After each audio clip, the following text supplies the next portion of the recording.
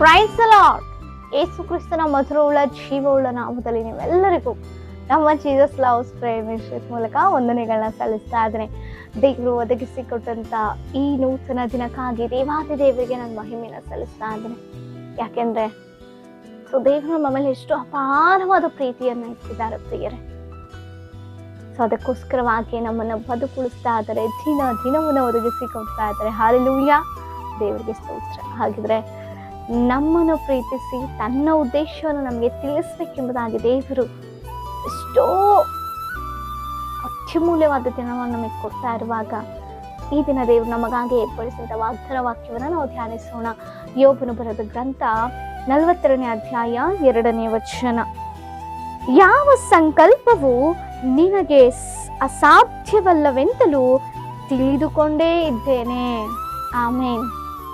ಪ್ರಿಯರೇ, ಯೋಬನ ಭಕ್ತನು ಹೇಳ್ತಾ ಇರುವಂತ ಮಾತು, ಯೋಬನ ಜೀವಿತದಲ್ಲಿ ಭಯಂಕರವಾದ ಪರಿಸ್ಥಿತಿಗಳು ಎದುರಾದ, ಇದು ಆತನು ತಿಳಿದು ಎದುರಾದಂತ ಪರಿಸ್ಥಿತಿಗಳಲ್ಲ, ನಷ್ಟ ಕಷ್ಟಗಳಲ್ಲ, ಅಕಸ್ಮಾತ್ ಆಗಿ ನಡೆದಂತ ಭಯಂಕರವಾದ ಕೃತ್ಯಗಳು. ಆದರೆ ಆತನ ಜೀವನವನ್ನು ನಾವು ನೋಡುವಾಗ ಆತನ ಎಷ್ಟೋ ಯಥಾರ್ಥವಂತನಾಗಿ, ನಂಬಿಗಸ್ತನಾಗಿ, ದೇವರ ಮೇಲೆ ಅಪಾರವಾದ ಪ್ರೀತಿನಿಟ್ಟು ಅನೇಕರಿಗೆ ಸಹಾಯಕರಾಗಿ ಒಂದು ಒಳ್ಳೆಯ ಸಾಕ್ಷಿಯ ಜೀವಿತವನ್ನು ಜೀವಿಸ್ತಾ ಇರುವಂತ ಭಕ್ತನು. ಅಂತಹ ಭಕ್ತನು ದೇವರ ಮೇಲೆ ಇಟ್ಟಂತ ಆ ನಂಬಿಕೆ, ಆ ಯಥಾರ್ಥತೆ ಅದೊಂದು ಪರೀಕ್ಷೆ ಆಗಿ ಆತನಿಗೆ ಮಾರ್ಪಡಿಸ್ತು. ಆ ಪರೀಕ್ಷೆಯಲ್ಲೂ ಕೂಡ ಆತನು ಜಯಿಸಿದ ರೀತಿಯಲ್ಲಿ ನಾವು ನೋಡ್ತಾ ಇದ್ದೇವೆ. ಅದಕ್ಕಾಗಿ ಭಕ್ತನು ಹೇಳ್ತಾ ಇದ್ದಾನೆ, ನಿನ್ನಿಂದ ಯಾವ ಕಾರ್ಯವೂ ಕೂಡ, ನೀನು ಅಂದುಕೊಂಡಂತ ಯಾವ ಸಂಕಲ್ಪವೂ ಅಸಾಧ್ಯವಲ್ಲವೆಂತಲೂ ನಾನು ತಿಳಿದುಕೊಂಡಿದ್ದೇನೆ. ಯಾಕೆ ಗೊತ್ತಾ? ಆತನ ಜೀವನದಲ್ಲಿ ಆದಂತ ಒಂದು ಅನುಭವ ಆತನನ್ನ ಅಂತಹ ಉನ್ನತವಾಗಿ ದೇವರನ್ನ ಅರ್ಥ ಮಾಡಿಕೊಳ್ಳಲಿಕ್ಕೆ, ದೇವರ ಕಾರ್ಯಗಳು ಎಂಥವುಗಳು ಎಂಬುದಾಗಿ ಆತನು ಅನುಭವಿಸ್ಲಿಕ್ಕೆ, ಆ ಅನುಭವದೊಡನೆ ದೇವರನ್ನ ಮಹಿಮೆ ಪಡಿಸ್ಲಿಕ್ಕೆ ಆತನು ಮುಂದಾದ. ಪ್ರಿಯರೇ, ಅನೇಕ ಸಂದರ್ಭದಲ್ಲಿ ನಮ್ಮ ಜೀವನದಲ್ಲೂ ಅನೇಕ ನಷ್ಟ ಕಷ್ಟಗಳು ಉಂಟಾಗ್ತವೆ. ಆದ್ರೆ ಯೋಬನ ರೀತಿಯಲ್ಲಿ ನಾವು ಆಲೋಚನೆ ಮಾಡೋದೇ ಇಲ್ಲ, ಯೋಬನ ರೀತಿಯಲ್ಲಿ ನಾವು ತಾಳ್ಮೆಯಿಂದ ಎದುರು ನೋಡೋದೇ ಇಲ್ಲ. ಆ ಕ್ಷಣ ನಮಗೆ ಅನ್ನಿಸಿದ ರೀತಿಯಲ್ಲಿ ಮಾತನಾಡಿ ಬಿಡ್ತೇವೆ. ಅದು ಮನುಷ್ಯರೇ ಆಗಿರ್ಬೋದು, ದೇವರನ್ನು ಕೂಡ, ದೇವರೇ ಯಾಕೆ ನನಗೆ ಇಂಥ ಪರಿಸ್ಥಿತಿ ತಗೊಂಡು ಬಂದಿದ್ಯಾ, ಯಾರಿಗಿಲ್ಲಂತ ಕಷ್ಟ ನನಗೆ ಯಾಕೆ ಅನ್ಕೊಂಡಿದ್ದೀರಾ, ಮಾತಾಡಿದೀವ. ಆದ್ರೆ ಯೋಬನಲ್ಲಿದ್ದ ವಿಶೇಷತೆ ಅದೇ. ಅದಕ್ಕಾಗಿ ದೇವರು ಯೋಬನ ಕುರಿತು ಅಂತ ಒಳ್ಳೆ ಉನ್ನತವಾದ ಸಾಕ್ಷಿಯನ್ನ ಸೈತಾನನಿಗೆ ತಿಳಿಸಿಕೊಡ್ತಾ ಇದ್ದಾರೆ. ಒಂದು ಚಾಲೆಂಜ್ ಜೀವಿತ ಅದು. ನಿನ್ನ ಬಗ್ಗೆ ಏನ್ ಹೇಳ್ಬೋದು ದೇವರು? ನಾವು ನಿಜವಾಗಿಯೂ ಅಂತ ಜೀವಿತವನ್ನ ಜೀವಿಸ್ತಾ ಇದ್ದೇವ? ಅಂತ ಚಾಲೆಂಜಸ್, ಅಂತ ಒಂದು ಪರೀಕ್ಷೆಗಳು ನಮ್ಮ ಜೀವನದಲ್ಲಿ ಆದಾಗ ನಾವು ಯಾವ ರೀತಿ ಪ್ರವರ್ತನೆಗಳನ್ನ ಮಾಡ್ತೇವೆ, ಎಂತಹ ಸ್ವಭಾವವನ್ನು ಉಳ್ಳಂತವರಾಗಿದ್ದೇವೆ, ಒಂದು ಬಾರಿ ಆಲೋಚನೆ ಮಾಡೋಣ.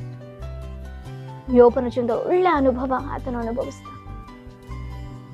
ಆ ಒಂದು ಪರಿಸ್ಥಿತಿಗಳಲ್ಲಿ ಆತನು ತಗ್ಗಿಸಿಕೊಂಡು ಯಥಾರ್ಥತೆಯಿಂದ ತನ್ನ ಬಾಯಿಯ ತುಟಿಗಳಲ್ಲಿ ಯಾವ ಪಾಪ ಇಲ್ಲದಂತೆ, ಆಲೋಚನೆಗಳು ಯಾವ ಪಾಪ ಇಲ್ಲದಂತೆ, ದೇವ್ರು ಕೊಟ್ಟು ದೇವ್ರು ತೆಗೆದುಕೊಂಡು ಇದು ದೇವರ ಸೊತ್ತು, ನಾನು ಏನು ತಗೊಂಡು ಬಂದಿಲ್ಲ, ನನ್ನ ಸ್ವಂತಕ ಇಂಥದ್ದಲ್ಲ ಇದು ಎಂಬುದಾಗಿ ಅರ್ಥ ಮಾಡಿಕೊಂಡವನಾಗಿದ್ದದಕ್ಕಾಗಿಯೇ ಆತನ ಒಳ್ಳೆ ಅನುಭವ ಪಡೆದುಕೊಂಡ.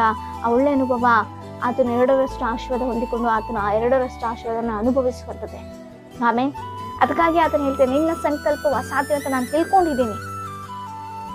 ಆದ್ರೆ ನಾನು ನೀನು ದೇವರನ್ನ ಯಾವ ರೀತಿ ಅರ್ಥ ಮಾಡ್ಕೊಂಡಿದ್ದೀವಿ ಪ್ರಿಯರೇ?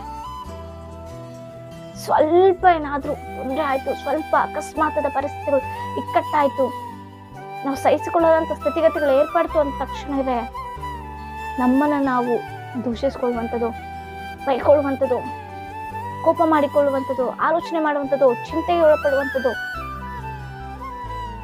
ನೆಗೆಟಿವ್ ಆದ ಆಲೋಚನೆಗಳ ಮಾಡುವಂಥದ್ದು ಮಾಡ್ತಾ ಇರ್ತೇವೆ.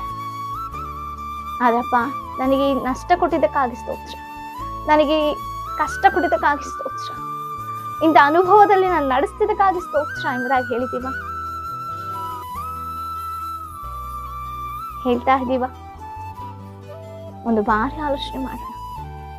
ಯೋಬನ ರೀತಿಯಲ್ಲಿ ನಾವು ಜೀವಿಸೋದಾದ್ರೆ ಆತನಿಗಾದ ಅನುಭವದಲ್ಲಿ ದೇವರು ನಮ್ಮನ್ನು ನಡೆಸ್ತಾರೆ.